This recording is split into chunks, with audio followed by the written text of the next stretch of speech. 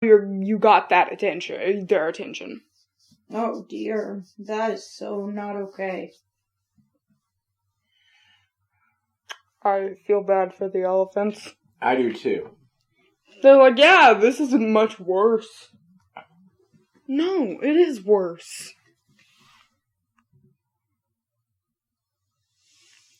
Number 2, big cats in circuses spend most of their times in cages so small they can barely turn around. Poor kitties. So, if they want to, swirl around and, lay down, they can't really do that. It's too tightly enclosured on them. That's not cool.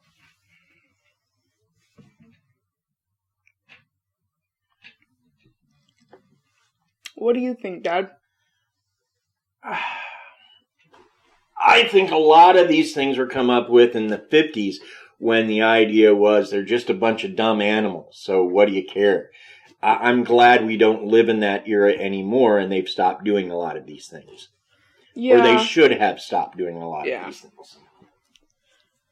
Number 3, every major American circus that uses animals has been cited for animal welfare violations. Yes, because it's almost impossible to take any animal and on the road on that kind of schedule and keep it calm and provide it with anything resembling a normal life. Mm-hmm. I just don't like the way some people treat animals these days. But as you can see, we're doing fine. Brownie! By the way, I'm talking to the dog. You've heard him on the show before. And right now, he's making a comeback and sneezing in people's faces. Anyways, number 4, I believe. This is number 4. Animals are inhumanly confined for most of their lives. Yes, that is also true. I don't know who even came up with the idea. Circus. Ah, yes, we're gonna keep a whole bunch of animals in a cage and we're gonna see what happens after it. Because there were lion trainers and elephant trainers, and people like to see these animals doing weird tricks. And they put these animals on a train and took them to different towns and did these tricks on an almost nightly basis through about half of the year. Or maybe 3/4 of the year. I'm not sure when the circus runs. But, yeah, it just, again, it comes from an older place. That's why there really isn't any circuses today. Mm-hmm. Or the ones that have survived have changed the game quite a bit. Right. Like they've removed most of their animals. And there's more humans doing more stuff. Right. So, yeah. Like people who can do acrobatics are doing that. Right. And there's way less animals, barely anything in there that could, hurt. Anyways, number 5. Captive elephants in the U.S. have been diagnosed with tuberculosis. Now, I didn't know that, but it makes a certain amount of sense. Yeah. Because of them being poorly treated, or not fed well enough, or just... Right. them being harmed by certain things. Exactly. Well, that's all kind of sad. But modern circuses are doing less and less of that. Yeah. They're changing quite a bit. A lot of them have abandoned animal acts altogether. Or if they do animal acts, it's like horses and dogs. things that... Yeah, things that people will like, but it doesn't hurt the environment, or it doesn't hurt the animal itself. Right. Like, you can do it without hurting the animal. Right. Or keeping it in a cage that they can't stand. Right. Exactly. They leave the caging animals and stuff to the zoos. Right. And Even the zoos are the zoos aren't doing anything. Enclosures that seem more like the animal's natural habitat as opposed to keeping them in barred cages. Right. yes, like the Kansas City Zoo has Africa, and that's where the elephants are and the giraffes are. And they keep the kangaroos, and they don't even keep the kangaroos in a closed area, do they? No. Yeah, no, they're just out and around. But kangaroos are pretty harmless unless they're in season. Yeah. And then they get sort of crazy. But they're kind of scary if you look at them from, like, afar or something like that, because they'll just stand at a door and be like... Okay. Like, hello, I'm here. So, are there real superhumans?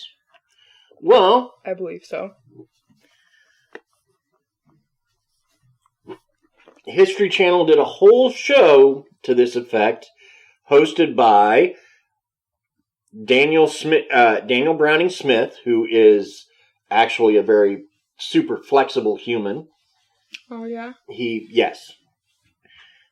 And it was also hosted by Stan Lee. Love Stan Lee. Gotta love Stan Lee. May he rest in peace. May he rest in peace. And they came across several, what they called superhumans.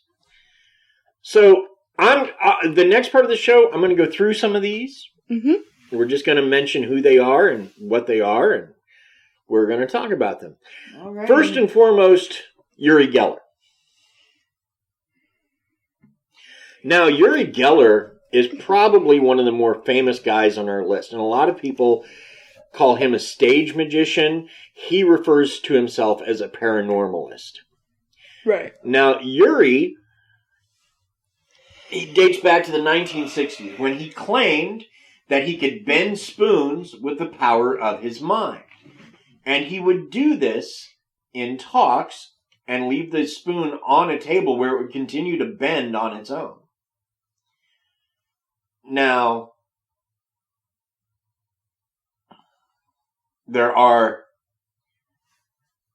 he was also able to read minds. He was also able to do these other psychic tricks. But he has a foil. For years, he has been a foil of the Amazing Randy. Now, the Amazing Randy is a magician. A stage magician who does not believe in real magic at all. And when someone claims to have it, or actual psychic powers, he goes into debunking mode and does everything he can to debunk them. Mm. And very famously, when Yuri first appeared on the Johnny Carson show, Randy and his team went and got the objects that Uri Geller wanted, because Yuri also was able to start broken watches just by holding them. Mm-hmm. So, and these devices were gathered. He has a way he wants the devices gathered, and he sends this ahead of time before he does a public appearance. Well, all of that was ignored. Randy did his own way of choosing these devices, picked them out, and so when Yuri appeared on the show, he wasn't able to affect any of them. Mm. Which tells me that Randy might be right. He might be a bit of a fraud. Because, here's the thing. When people have not gathered the things he wants, the way he wants them gathered, he seems to have a problem working with them. Right. And that is one of the tools of the con man. Yep. However, Yuri is still alive, and he's still performing, and he's still bending spoons with his mind. But bending spoons is an old magician's trick too. So, is he using his mind? Is he a stage magician? We don't know. We really don't. We really can't tell. Exactly. But I am going to put Uri Geller in our super team as the telekinetic. He's our Jean Grey. Just not as good looking. Telekinesis. Kind of hard to be as good looking as Jean Grey. I know what telekinesis means. I'm a cool kid. You are a cool You are kid. a very But cool for kid. the people who don't, what does it mean? Moving things with the power of your mind. You're welcome, kids.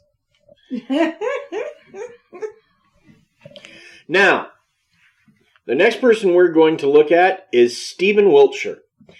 Now, Stephen is born in London, England. He, like a fair number of people on this list, is on the autism spectrum. Mm-hmm. He's autistic, but he's a savant. He can draw What's a savant? A savant? Mm-hmm. A savant is someone who is so good at something with almost no training that it's amazing. It's like they were born for it. In his case,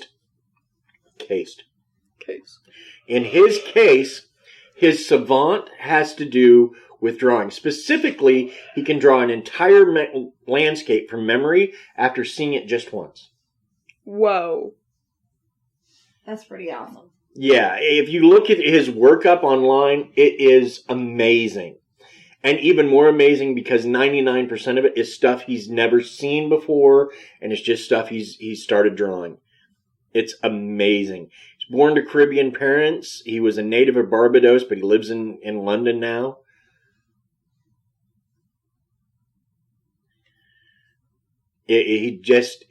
That is amazing. But like a lot of people on this list, he isn't autistic.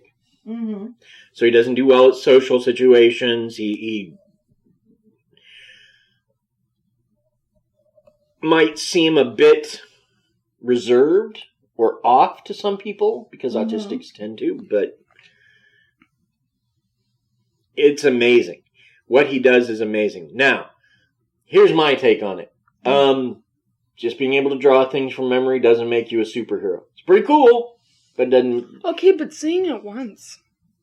That's not a superhero effect, but seeing it once, and remembering it, that's pretty cool. It's something I wouldn't be able to do. It's something most people wouldn't be able to do. What he does is unique.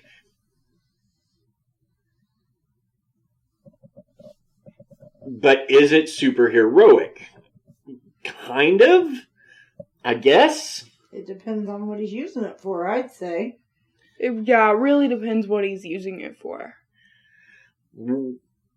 Well, I'm going to put Stephen Wiltshire in our League of Alternate Heroes, seeing as his ability to draw a landscape from memory after viewing it once. It seems like it might get him, I don't know, punched a lot in the X-Men. So, love you, well, Stephen. I don't know. You might be able to use him for, I don't know, like spy situations or... He draws landscapes, not diagrams. He draws landscapes. I'm thinking like maps or surveillance or that's landscapes too. Yeah, maybe. I'm really simple-minded, but what if, there was a place where, people knew where it was, but they don't remember what it looks like, and he just remembers it, and he can draw it for them. Exactly.